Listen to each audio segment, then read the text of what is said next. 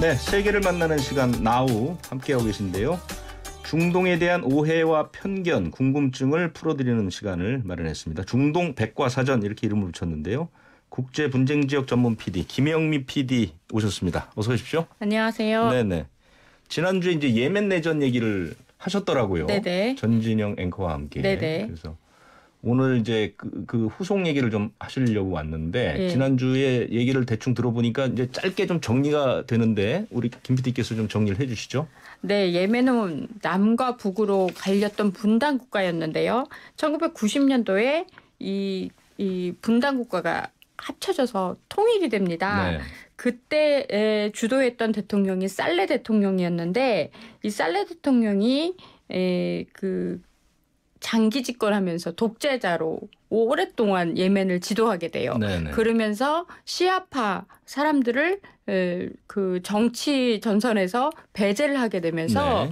이 시아파가 이제 소외됐다는 그런 마음들을 갖고 있는데 그때 마침 이제 2011년도에 이제 아랍의 봄이 생기면서 그때 혁명 때에 네.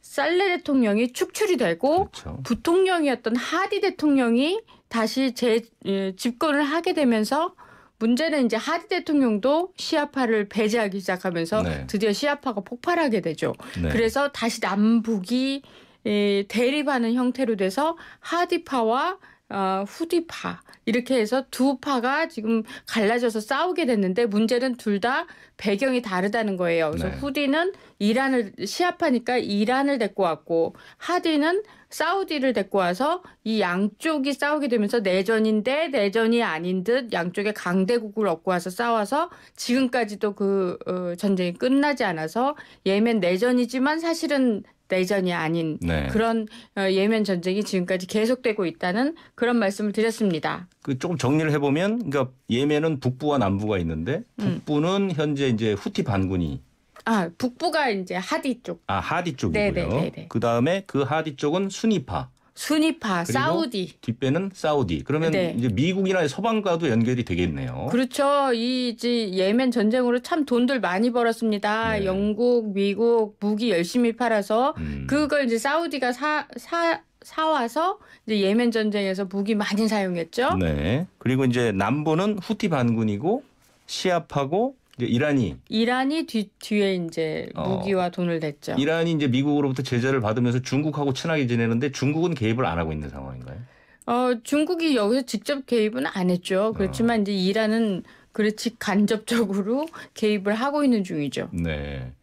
예멘의 어떤 지정학적 중요성 같은 게 있는 모양이죠. 이렇게 국제사회에서 적극적으로 개입을 하는 걸로 보면 단지 무기를 팔아먹기 위한 이유라고 볼 수밖에 없는 건가요? 이게 종교적인 그러니까 중동의 패권 싸움도 있습니다. 네. 그 시아파 수니파가 사실은 수니파가 80%가 넘거든요. 그렇죠. 전체 이슬람권에. 근데 시아파에서는 여기서 밀릴 수가 없는 거고 네. 그리고 이란 같은 경우는 미국과 서로 대척점을 가지고 있는 거잖아요. 네. 그러니까 서로 견제하는 입장에서 직접적으로 미국과 싸우지는 않지만 뭔가 그런 자꾸 뭔가 이렇게 문제를 일으킴으로써 시아파 존재감을 내세울 필요가 있는 거죠. 그러니까 이제 이른바 얘기하셨던 뒷배경들의 이제 계산도 다 이제 숨어 있는 것이고. 그렇죠. 그럼 미국은 뭐 얻을 수 있는 게 뭐가 있을까요? 미국만 있는 게 아니라 뭐 영국이나 이런 나라들도 다 여기 이제 개입되어 있는 거 아닙니까? 예, 그 사우디에서 직접적인 무기 생산보다는 이런 선진국들의 최신 무기들을 아주 통 크게 잘 사줌으로써 네. 국제 여론들을 잠재우는 거죠. 사실 예멘이란 나라가 엄청 잘 사는 나라가 아니에요. 그렇죠. 가보면 굉장히 못 살아요. 네. 심지어는 제가 아시는 비즈니스 하시는 분들이 예멘에 비즈니스 하러 갔다가 사람들이 너무 못 살아가지고 그냥 손 털고 나왔다는 사람들이 많아요. 우리와 이제 예멘을 연관을 지어보면 이제 예멘 난민 얘기가 지난해 좀 있었고요. 그 다음에 이제 해적. 뭐 이런 얘기도 좀 있었고. 해적은 이제 아덴만 그 밑에 소말리아 쪽에 있었고요. 네. 예멘 사람들은 해적으로 직접 나선 적은 없어요. 그 사람들은 아니군요. 아덴만이 그 해적들이 많이 출몰을 한 거는 아프리카 쪽에서 온 해적들이 출몰을 했던 것뿐인데 물론 해상 경비를 할 만큼 국방력을 갖추지 못한 게 예멘의 지금으로선 아픔이죠. 네. 국력이 약한데 외부의 개입이 있고 대리전 양상으로 치닫게 되면 이제 힘든 건 사실은 민중들이죠. 그 나라 국민들 아니겠습니까? 네네. 피해도 굉장히 많지 않은가요? 그 예멘에는 제조업 자체가 없어요. 네. 가보면 예멘에서 제가 물어봐요. 예멘 사람들한테 뭐가 제일 니네 나라 나는 것 중에 어떤 게 생산할 수 있는 게 뭔가 이렇게 물어보면요.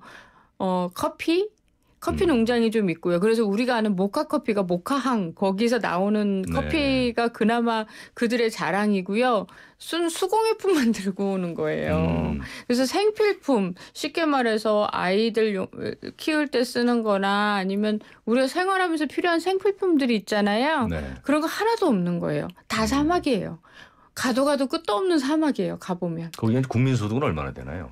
국민소득은 제가 이제 취재할 때 2000년대 중반까지만 해도 1달러까지는 됐어요. 아, 그래요? 네. 그때가 제일 잘 살았을 때라고 그러더라고요. 1달러요? 1달러까지는 됐던 시절이고 네. 지금은 제가 이제 지금은 아예 데이터가 없는데 전쟁 나고 나서는 0.75까지 떨어졌다고 하는데 아예 수입 자체가 있을 수 없는 게 직장을 가질 수도 없고 생필품이 날 수도 없고 그나마 생필품이 수입되는 게 호데이다 항이라고 그 아덴만 쪽에 그 항이 있었어요. 네네. 거기가 폭격이 제일 많아요. 참 비인간적인 게 사우디아라비아가 폭격을 할 때 거기를 집중적으로 폭격을 하다 보니까 생필품을 수입을 할 수가 없는 거예요. 아무래도 이제 병참을 차단한다는 의미가 있겠죠. 사우디 근데 입장에서 보면. 주로 이제 민간인들을 위한 생필품들이 그쪽으로 수입이 되거든요. 네. 육로로 안 되고 해상으로 되는 건데 그게 안 되고 이 나라가 대표적으로 물 부족 국가예요. 사막이거든요. 그렇죠. 네. 파도 물은 안 나와요. 네. 근데 유일하게 그러니까 거기서 물을 좀 그래도 끌어줄 수 있는 방법은 그 파이프를 꽂고 전기 펌프로 해가지고 물을 끌어쓸 수가 있어요. 네. 그러려면 기름이 필요한 거예요. 그래서 기름을 넣고 물을 끌어쓸 수 있는데 이 기름을 또 수입해야 되잖아요. 예멘은 기름이 안 나나요? 거기가 개발이 안 돼가지고 얼마나 가서 있는지 모르겠는데 개발이 안 됐고 지금 현재는 기름은 거의 안 나는 걸로 그렇게 알려져 있는데 나중에 전쟁이 끝난 다음에 이제 또 조사를 해보면 어떻게 달라질 수 있는지 모르겠는데 그러니까 지금 매장돼 현재는 있을 가능성은 있지만 어쨌든 그것이 일상생활에서 쓸 수 있도록 만드는 그런 그 시설은 전혀 없다 그런 말씀이고요. 그렇죠. 없어요. 물도 안 나고 기름도 안 나고 생필품도 없어요. 그리고 이제 우리 같은 일반 사람들이 생각할 때 이 종교가 개입된 전쟁은 또 상당히 잔인하잖아요. 근데 민간인들에 대한 공격이라든가 이런 것들이 많을 종교는 텐데. 사실 명분입니다. 네. 후티든 하디든 예멘의 정권을 잡고 싶은 사람들이 나시아파다 순니파다 이렇게 얘기하는 거지. 네. 예멘 사람들 얘기를 들어보면 어느 정부든 빨리 하나 잡아갖고 우리 좀 전쟁 좀 끝나자는 얘기들을 많이 해요. 네. 그래서 제가 니네 정부는 어떻게 말을 하는지 좀 들어보고 싶은데 라고 얘기를 하면 어떤 정부 말하냐고 우린 정부가 두 개인데 어떤 정부 말하는데 라고 얘기를 해요. 그래서 이 두 정부가 지금 몇 년째 2015년부터 시작해서 지금까지 거의 5, 6년 동안 계속 대립하는 상황 동안 폭격은 계속 떨어지지 생필품은 안 들어오지 물은 없지. 그렇기 때문에 난민이 될 수밖에 없어요. 그 땅을 떠나지 않으면 사람들이 숨을 쉴 수가 없는 거죠. 그래서 이제 그 대규모 난민 사태가 그런 식으로 해서 벌어진 거군요. 어쩔 수 없는 목숨을 구하려면 그 땅을 떠날 수밖에 없어요. 네. 물이라도 먹어야 되면. 예멘의 인구가 얼마나 되고 이 내전 과정에서 사망자 이런 통계가 좀 있나요?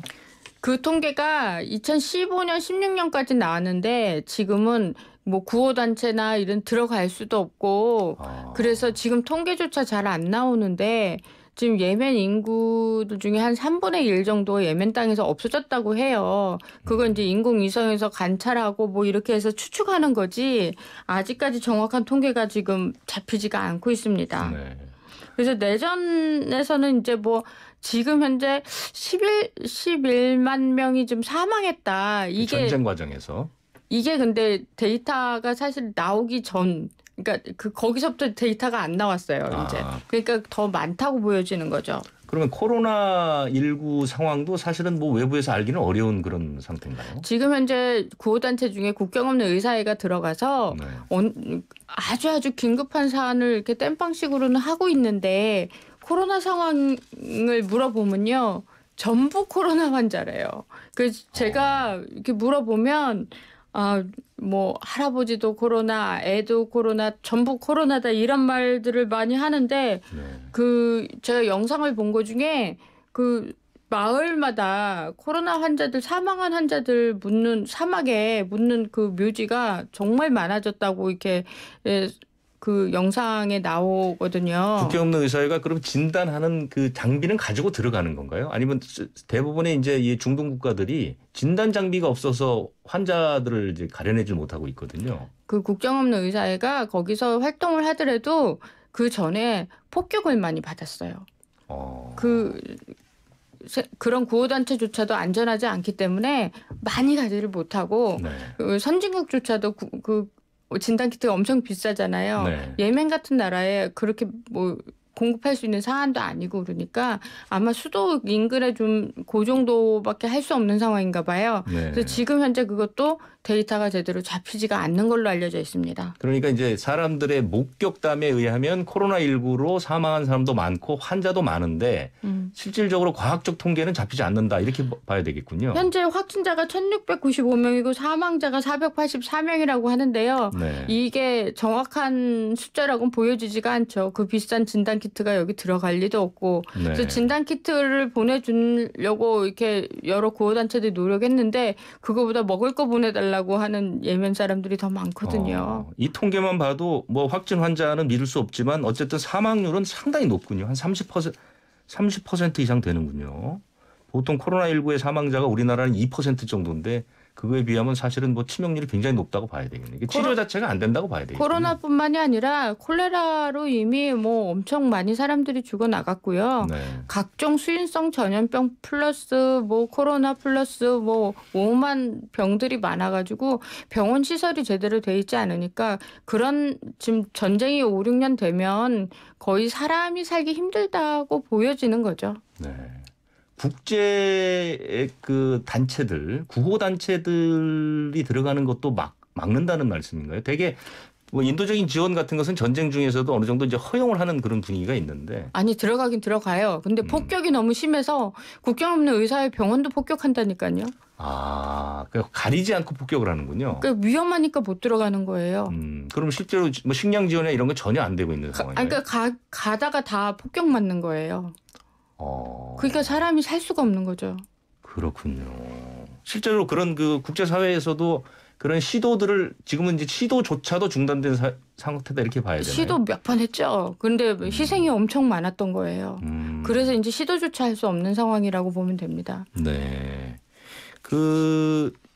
지금부터는 그러면 과연 이걸 어떻게 해결할 것이냐 이제 이 부분을 좀 짚어봐야 될 것 같은데요. 4월 달에 사우디가 휴전을 하겠다 그렇게 했어요. 일단 휴전하면 폭격이 없는 거잖아요. 코로나 때문에 그런 거 아닙니까? 예, 들어갈 수 있잖아요. 네. 그래서 그때 희망을 좀 가졌는데 역시나 또 금방 또 난리가 나더라고요.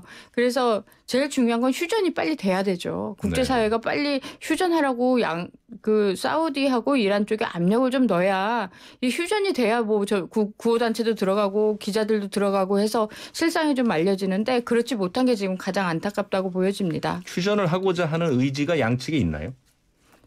휴전을 하고자 하는 의지는 국제 여론이 만드는 건데요. 국제 여론이 관심이 없어요. 휴전을 안 하는 이유는 국제 여론이 관심이 없기 때문이에요. 왜 그런 거죠? 국제 여론이 왜 관심이 없습니까?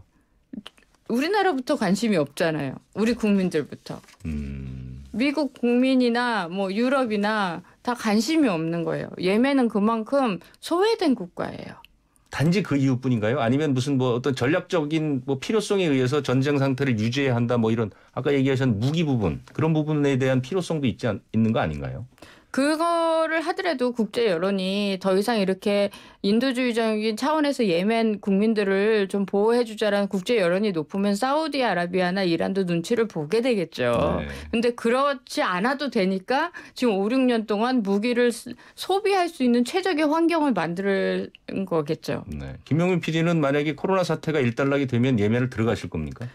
우리나라 여권법상 지금 예멘은 들어갈 수가 없는데 제가 할 수 있는 최선은 예멘 인근 국가에서 예멘 사람들을 만나서 취재하는 건데요. 이때까지 그렇게 해왔고 만약에 이 상황이 풀리면 최전선 그러니까 예멘 근처라도 가서 저는 예멘 사람들을 만날 생각입니다. 네, 알겠습니다. 오늘 말씀 여기까지 듣고요. 다음 주는 그러면 이제 다른 지역에 대해서 얘기를 좀 나눠보도록 그렇게 할까요? 네, 감사합니다. 네, 지금까지 김영미 PD였습니다.